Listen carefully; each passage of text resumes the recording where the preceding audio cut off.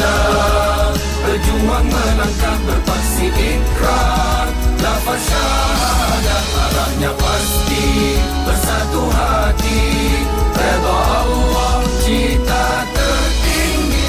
Langkah yang diadu hijatan gas dan perkasa, lafaz yang dituju benar berhebat dan berpada, tindakan berhikmah mentaati pimpinan, membara semangat kerana kebenaran.